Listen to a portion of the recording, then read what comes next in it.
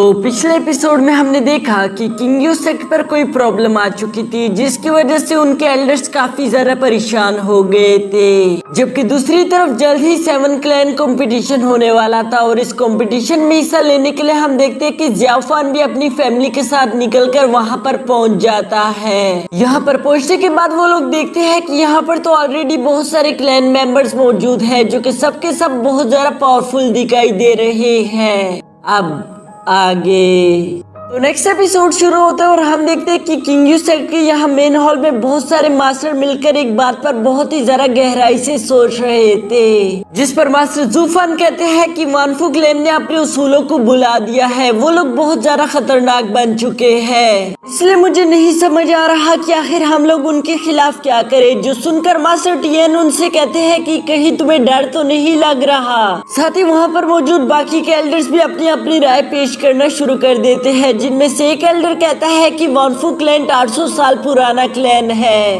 लेकिन वो जिस एंशिएंट जगह में मौजूद है वो जगह काफी ज्यादा खतरनाक है, इसलिए हम वहाँ पर उन लोगों से कभी भी जीत नहीं सकते।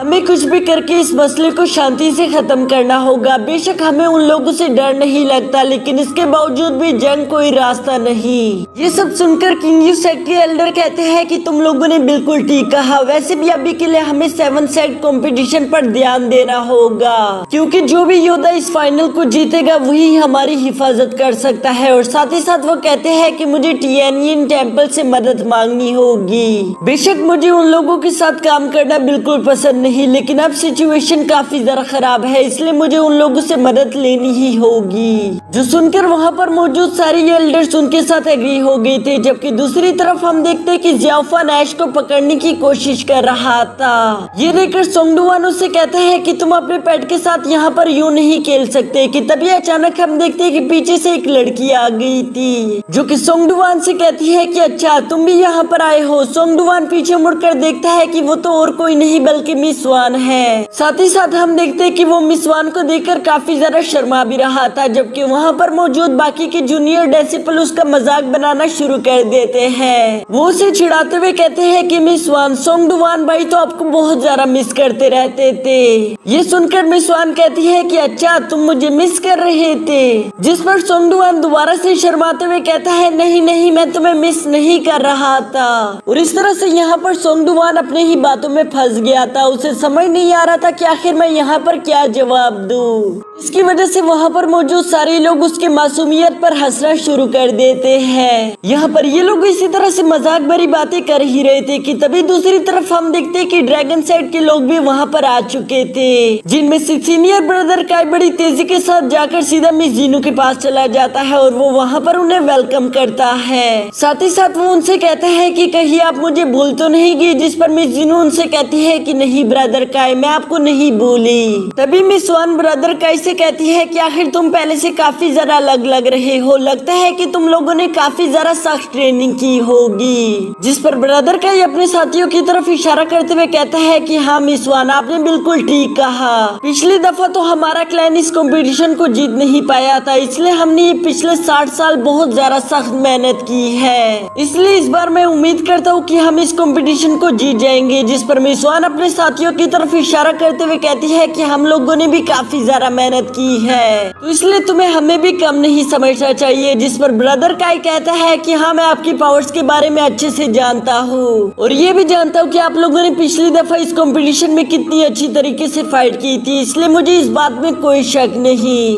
यहाँ मिस वान और काई आपस में बातें कर ही रहे थे कि तभी मिस वान अचानक मिस जीनू से कहती है कि चलो मुझे तुम्हें कुछ दिखाना है, और वो ये कहकर मिस जीनू को वहाँ से लेकर चली जाती है। जिसके बाद जिन्यू भी वहाँ पर अचानक से ज़ियाओफान को देखकर उसके पास आ गया था। ज़ियाओफान जिन्यू को इस तरह से देखकर कहता है कि तुम पहले से बहुत ज्यादा अलग दिख रहे हो, पता नहीं क्यों तुम्हारी बॉडी में से कुछ अलग ही एनर्जी निकल रही है। जिस पर जिन्यू ज़ियाओफान से कहता है कि तुम भी कुछ कम नहीं हो, बल्कि तुम्हारी बॉडी से जो ऑरा निकल रहा है वो भी अब पहले से काफी ज्यादा स्ट्रॉन्ग है, जिस पर जियाफन कहता है कि हाँ मैंने काफी ज्यादा मेहनत की है। अब यहाँ जिनियो जियाफन से कहता है तो वो वक्त आ ही गया जिसका हम इतने समय से इंतजार कर रहे थे। हम लोग बहुत ही वक्त से चाहते थे कि हम दोनों एक दूसरे के खिलाफ फाइट करें और आज तो हम एक दूसरे के खिलाफ असली तलवारों से फाइट करेंगे। जो सुनकर जियाफन थोड़ा बहुत एम्बेरेस्ड हो गया था क्योंकि उसे नहीं मालूम था कि आखिर वो क्या जवाब दे। वो अपने दोस्त के खिलाफ फाइट नहीं करना चाहता था।